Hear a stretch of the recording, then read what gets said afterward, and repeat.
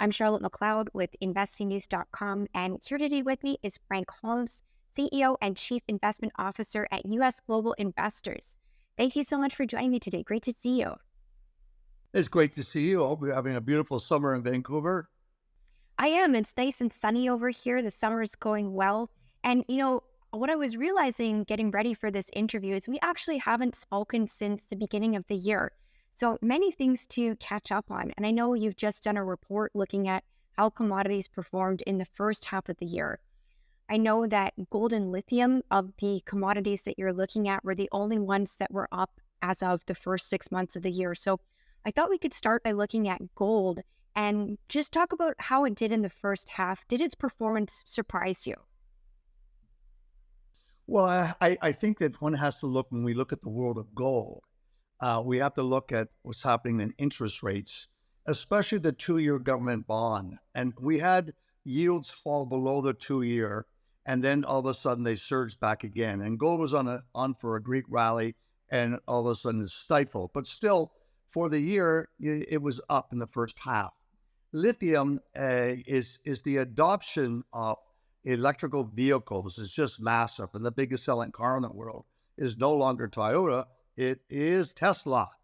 So what you've seen is that the demand for lithium will continue to grow, and I believe the same thing is going to happen with silver.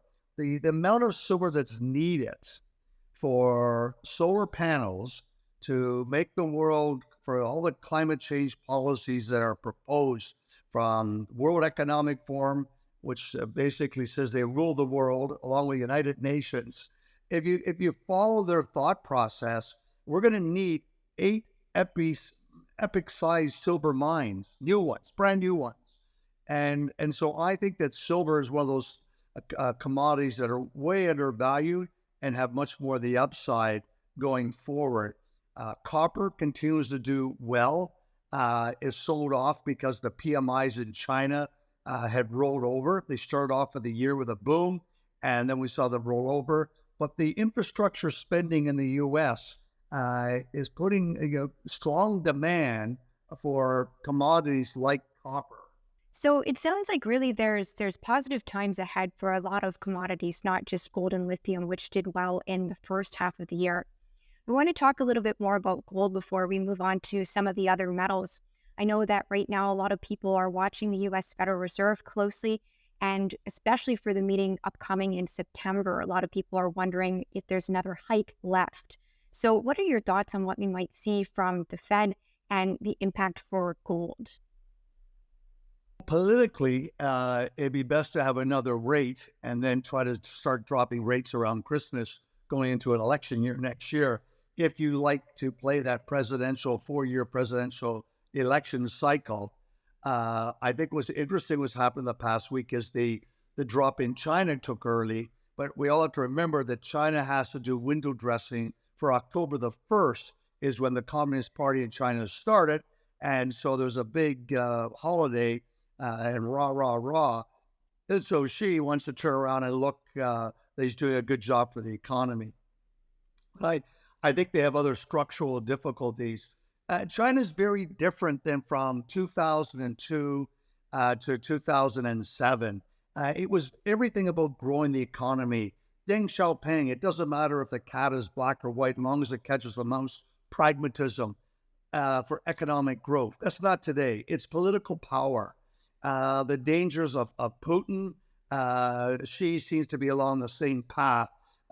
Keep the economy okay, but it's really much more about political strength globally. And we're seeing the attack on the U.S. dollar. And I did see it. I was recently in Argentina. One of the biggest skyscraper towers in Buenos Aires is the Chinese bank. And the airport was a full flight, big Boeing flying over to Beijing from Buenos Aires. So I think there's the other geopolitical dynamics that central banks continue to buy gold. I think are sort of most interesting, contrarian to the average investor that's out there. The crypto space is different, even though they've been attacked on every way. Bitcoin has had a spectacular rally year to date. High blockchain was up at the peak 350% on that rally.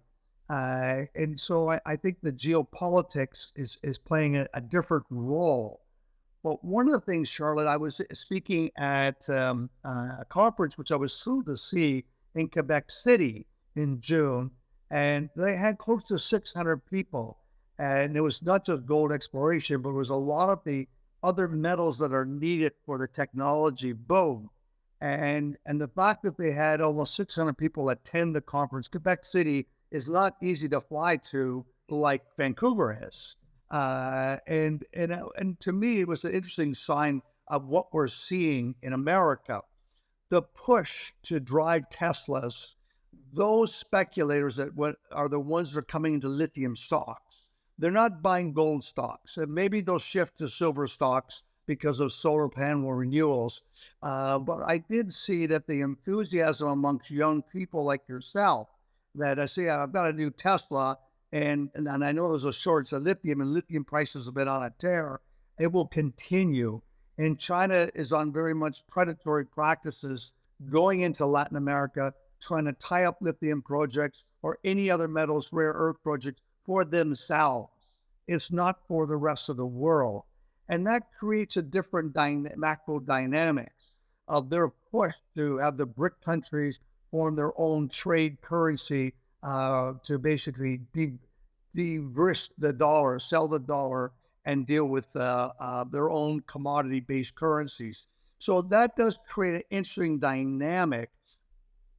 I think there are some really interesting trends that you've highlighted there.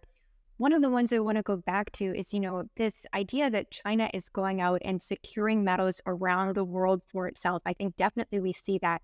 And we also have other countries that are trying to develop programs for accelerating critical minerals projects and things like that. But do you think other countries will be able to catch up to China, which arguably has its head start in terms of securing these important commodities? No, I think it's a big challenge, and I share why. Because the Chinese are very sophisticated. They're very sophisticated in how they fund NGOs that then go into Latin American countries. That money gets cleansed to another NGO that goes to the union that's going to support the leftist leader. They like to deal with leftist leaders. That's the same thing you saw in Africa.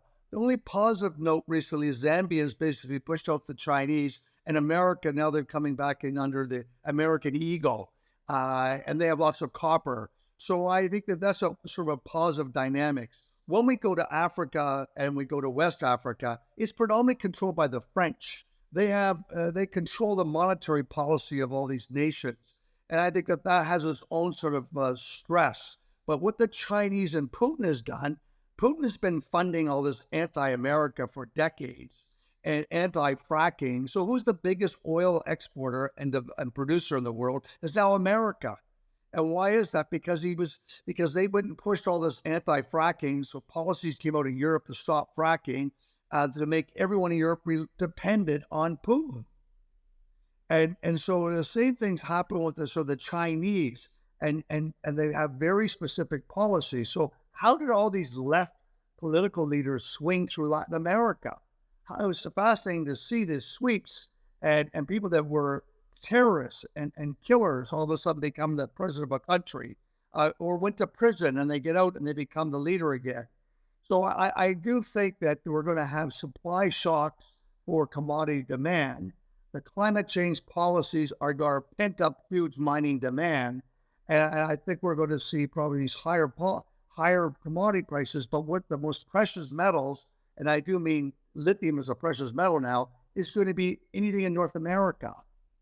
Unless the country in Africa or South Latin America is pro-America, and then we're going to have to secure, and I think that's what Robert Friedland's done, has gone out to secure copper assets for the past 10 years in North America. So I think that we're going to have this sort of interesting boom in the supply-demand for metals, especially for climate change policies. Okay, definitely really interesting points. Thanks for going over that.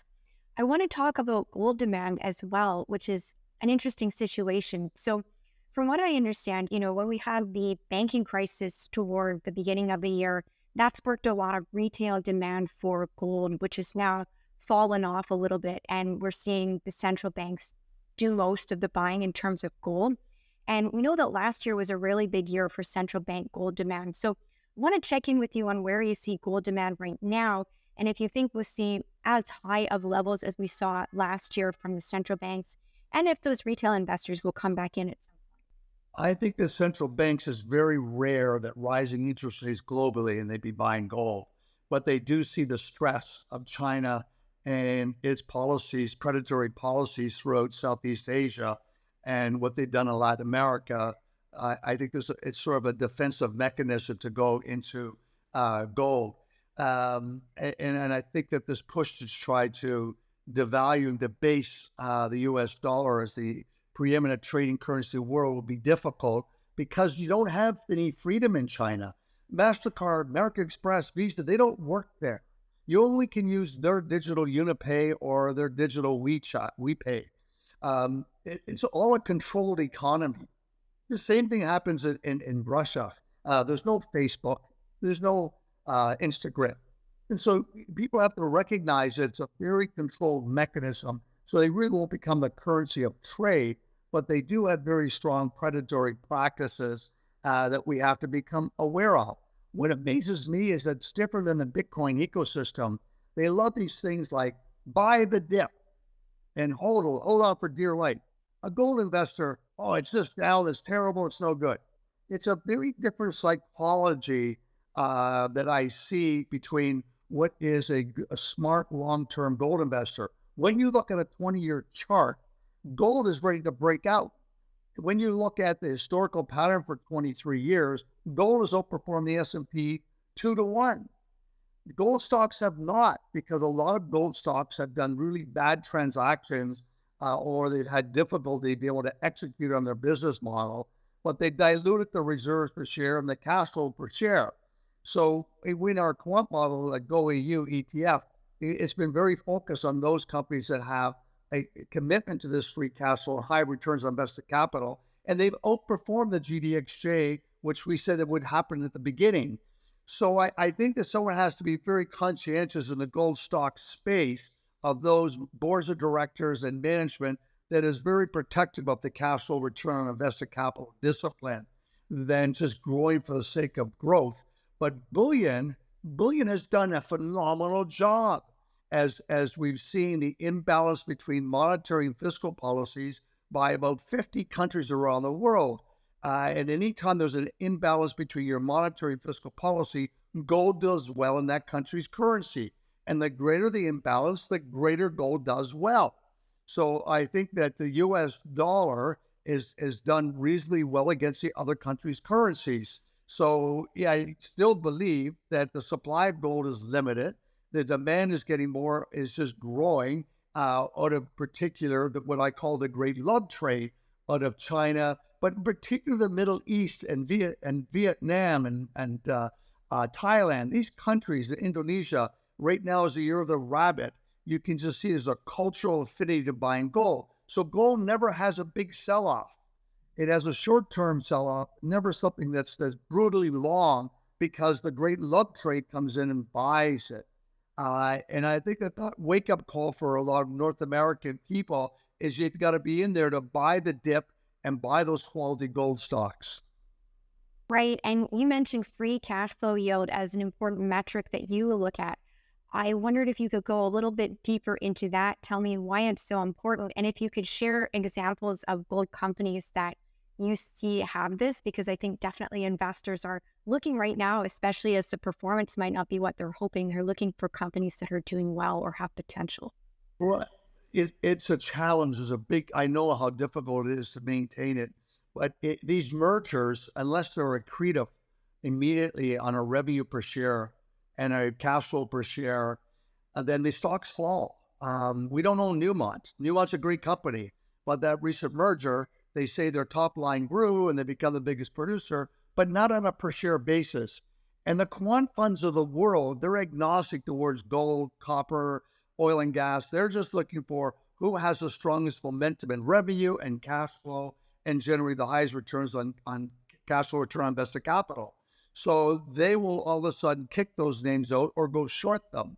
And so we know that from our detailed research, and we're now running to see which stocks have the highest free cash flow.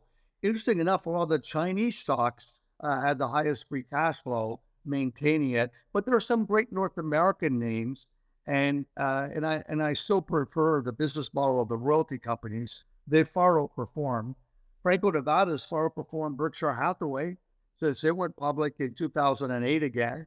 And so you can having a holding of 10% weighting in gold stocks like that are just prudent and wise. I know there's a great fund manager at Fidelity, and he doesn't own junior gold stocks. He owns Franco because it has the royalties on a bunch of juniors. And that's been his play, that he owns a big slug, and he owns a $40 billion fund he manages. So his exposure comes through that royalty model. So I believe that that's a more conservative way to play. We're going to have gold go through 2,300 to get that sort of speculative engine going into the junior gold stocks. That this based on my math, but I believe that gold stocks are very poised. They've done a great job.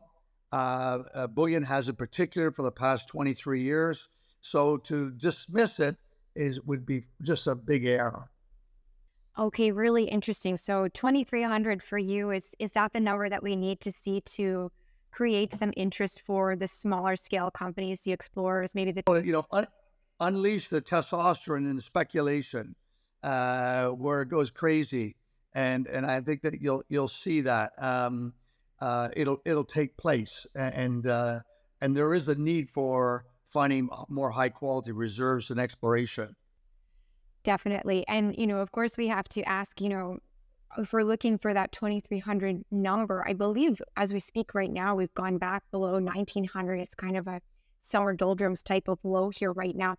What path do you see gold taking to get up to that number? Rates falling again. I think that when the rates start coming off again and we're back to negative rates, each time we've had this drama, the government has to print more and more money. The monetary model is not just grow linear. It's an exponential growth in paper money. So they'll have to drop rates faster, more furious. They'll have to print money much more readily. And then a New York second gold will be 2,300, 2,500, 3,000. And then all of a sudden it'll be a wake up. And those that bought on the dip and hold up their position, they'll do well. If you're accumulating junior exploration companies, make sure they have the highest reserves per share. That's the biggest, our research on looking back over 20 years is that those that have the highest reserves per share are the ones that have the biggest move on the upside. And is that the same for silver as well when it comes to the silver stocks? Is that what you want to see? Silver too. Yeah, it's silver too. And silver is a different, silver has the backwind of climate change fanaticism that comes over the World Economic Forum and the UN. And the idea of clean air and clean water, I've always been a big advocate for, and we need that. But it's sort of craziness of kill 1 million cows and 2 million sheep and all these sort of, off the wall policies that are coming out of Europe. I think that they'll get pushed back. They're unrealistic. But I do think it's delayed exploration. It's delayed the formation of capital, of needing, we're going to need these commodities. So when it moves, it's a much bigger move. Okay, I think that makes total sense. And I want to go back to lithium and talk a little bit about lithium because it's a really complex market. And when we talk about prices going up, I think that one of the first things you tend to hear about lithium is there's not just one price, right? There's all these different products, all these different prices, depending on where you are. So can you explain how you approach the market and you kind of sort those things out? Well, I would look at like lithium, nickel, cobalt, working at the biggest pure plays.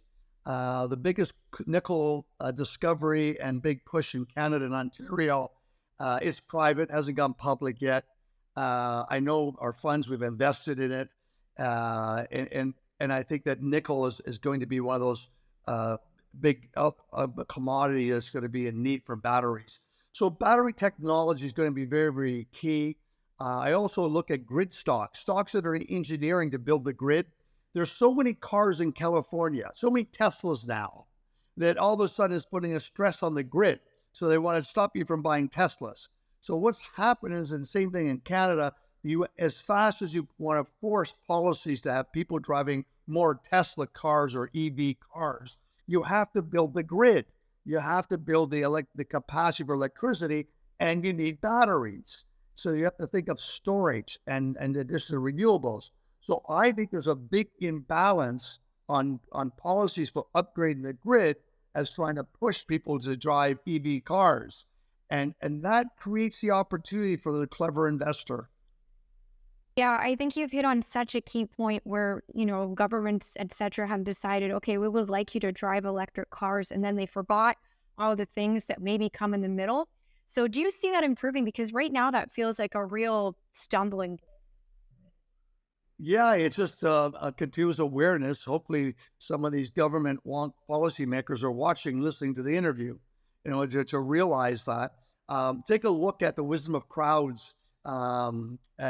There's an ETF in America called GRID, GRID, and it's far outperformed the S&P this year. Why? Because it's where you need to have electricity and storage. You need to upgrade the grid. President Biden's policies for spending more money on the infrastructure and semiconductors, et cetera. Semiconductor stocks have a 24% CAGR for the past decade. So the idea of NVIDIA, it's not just NVIDIA, it's the overall movement away from China to do semiconductor business here. That means you still have to upgrade the grid because data centers need electricity. High blockchain needs electricity. So it's recognizing that. So there are opportunities like lithium stocks have had a great tear, just like grid stocks that are building out the infrastructure. And I think they have to have policies that fast track the upgrade of the grid. There has to make it easier to upgrade the grid. Okay, thank you for sharing that. And just as we finish, before I let you go, we're coming out of the summer. We are heading into the last several months of 2023. What are you going to be watching most closely when it comes to the resource sector? Well, I'm a big data person, and I said last time we were on our presentation that odds favor that the market would be up this year. And that was a little while ago. And I said, why? Because the 4-year presidential election cycle, whenever the president is a Democrat and Congress is a Republican, in the third year, math says 90 some odd percent of the time, the market's going to be up 8%. Oh no, the world's going to come to an end. So I think you have to be really sensitive to these cycles going into next year. And I think that wherever the government is putting infrastructure spending, you want to be along those asset classes, and anything that's into renewables, but where they're actually having revenue. I think they're going to be a very dynamic asset class. And I love the copper stocks. I love the lithium stocks. And I think that if you have lithium in Spain, well, what happens if you get shut down? Spain can't get lithium from other nations in Africa because the Chinese control it or the French control it. So I think that there's going to be a real navel gazing at our own country's resources and start thinking of protecting them from foreigners coming in and taking over our assets. I think that sort of control mechanism is going to grow next year. So remains to be very bullish on Canadian resources and on American resources.